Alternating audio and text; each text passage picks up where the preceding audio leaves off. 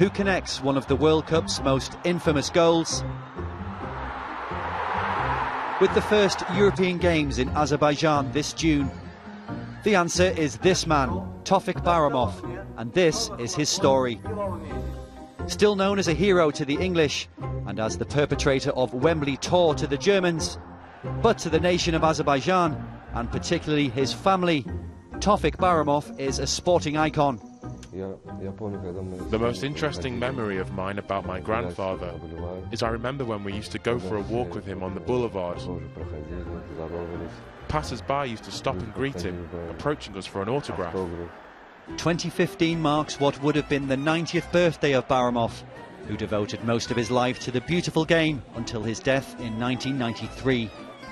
A football career was ended early by a leg injury, but the failure of an official to turn up for a youth game offered him a second chance in the sport as a referee. A long spell officiating in the USSR eventually gave him a path to the global stage, the 1966 World Cup, where he refereed a group game between Spain and Switzerland.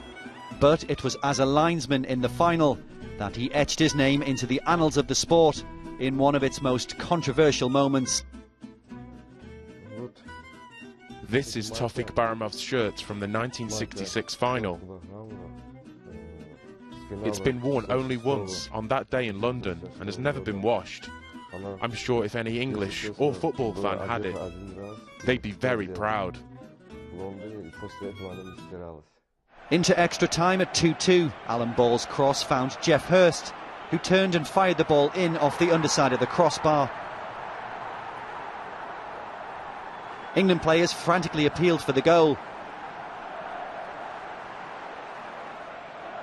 The nod of the head and a wave of the hand from Bahramov saw the goal awarded. It put England in the lead and Germany into fury, the home side eventually claiming their only World Cup.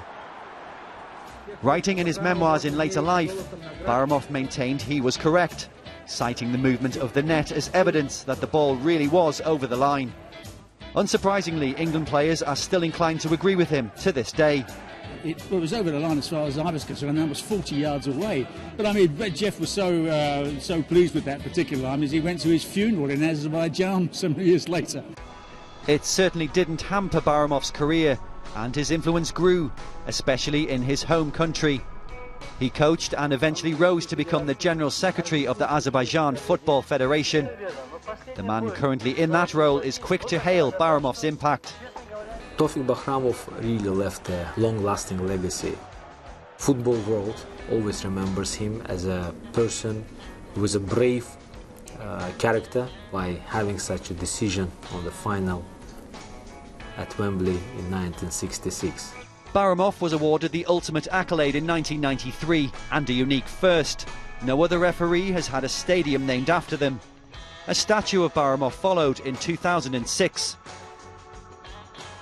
It has now been replaced as the National Football Stadium, but it will be hosting archery as part of the first European Games to be held in Baku in June, a moment to savour for the Bahramov family.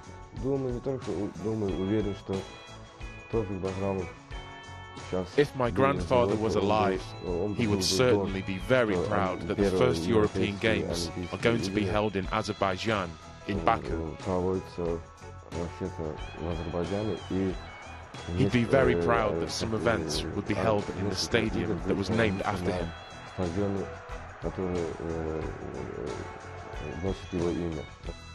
While the stadium is a physical reminder of the life of Tofiq Bahramov for many, mentally his impact also remains strong, particularly for those involved in that famous day in 1966.